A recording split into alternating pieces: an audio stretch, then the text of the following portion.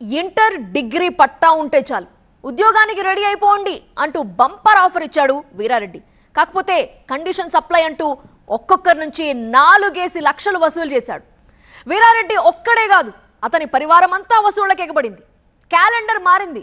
కొలువుల ఊసెత్తగానే రెడ్డి వారు సైడ్ అయిపోయారు. మరిప్పుడు బాధితులు ఏమంటున్నారు? కట్టలు తెగిన ఆగ్రహానికి పోలీసులు ఇస్తున్న బదులేంటి? ఇంటర్ ఆర్ డిగ్రీ రెండింటిలో ఏది పాస్ అయినా సరే తక్కువలో తక్కువ 25,000 నుంచి 30,000 రూపాయల జీతం. మంచి అవకాశం మిస్ చేసుకోకండి అంటూ ఊరించాడు. నిరుద్యోగులంతా పొలోం అంటూ క్యూలు కట్టారు. కట్ చేస్తే కుటుంబంతో సహా రోడ్డెక్కారేలా రణరంగం సృష్టించారు. ఇందుకు ఎవరా చీటర్? ఉద్యోగాల పేరుతో ఎంత నొక్కేశాడు.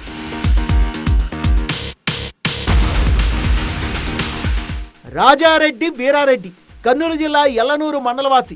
Rajareddy wealth and finance solutions పేరుతో హైదరాబాద్ లో 2 ఏళ్ల క్రితం ఒక కంపెనీ ప్రారంభించాడు.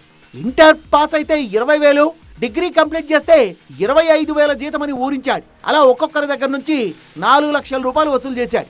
రొటీన్ గానే ఇంటర్వ్యూలు కండక్ట్ చేశాడు, ఆఫర్ లెటర్లు పంపించాడు, ఉద్యోగం కూడా ఇచ్చాడు, 2-3 నెలలు జీతాలు కూడా ఇచ్చాడు.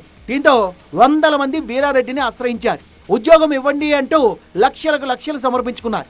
అలా ఆళ్లగడ్డ నియోజకవర్గంలోనే దాదాపు 3 కోట్ల రూపాయలు నొక్కేశారు.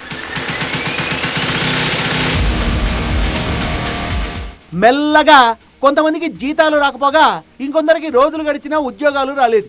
దీంతో బాధిత కుటుంబాలు వీరారెడ్డిని ఆశ్రయించారు. రేపు మాపు అంటూ కాలం వెళ్లదీశాడు. ఈ మధ్య అతని నుంచి ఎలాంటి రెస్పాన్స్ లేకపోవడంతో లోకల్ పోలీసులకు ఫిర్యాదు చేశారు. అయినా ఫలితం లేకపోవడంతో టెంట్ వేసి ఆందోళన దిగారు.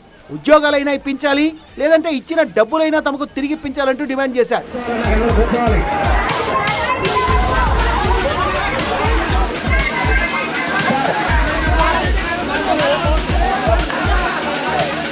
మ్యాటర్ ఎక్కడికో వెళ్తోందని గ్రహించి పోలీసులు స్పాట్కి వెళ్లారు. వాళ్ళను సముదాయించే ప్రయత్నం చేశారు. కానీ బాధిత కుటుంబాలు వెనక తగ్గలేదు. న్యాయం జరగకుంటే ఆత్మహత్య చేసుకుంటామంటూ పురుగుల మందుల డబ్బాలు చేతపట్టుకుని బెదిరించారు. పోలీసులు అడ్డుకోవడంతో పరిస్థితి ఉద్రిక్తంగా మారింది.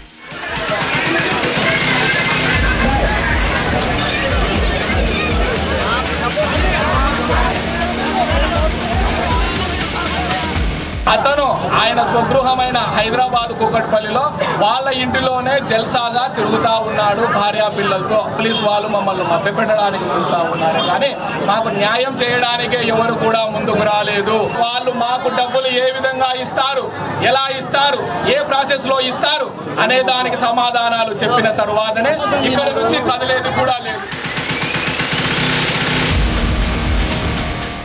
వీరారెడ్డి ఇప్పుడు ఎక్కడ ఉన్నాడు? ఆళ్లగడ్డలోనే 3 కోట్ల రూపాయలు వసూలు చేశాడంటే మిగతా ఏరియాల్లో ఎంత మొత్తంలో వసూలు చేసి ఉంటాడు? చీటింగ్ వ్యవహారంలో అతగాడి ఒక్కడి పాత్ర ఉందా, లేక ఇంకా పాత్రధారులు ఉన్నారా? ఉద్యోగాలు ఆశించి మోసపోయిన వాళ్ళంతా ఆగ్రహంతో రగిలిపోతున్నారు. మరి పోలీసులు వాళ్లకు ఎలాంటి భరోసానిస్తారో అన్నది చూడాలి.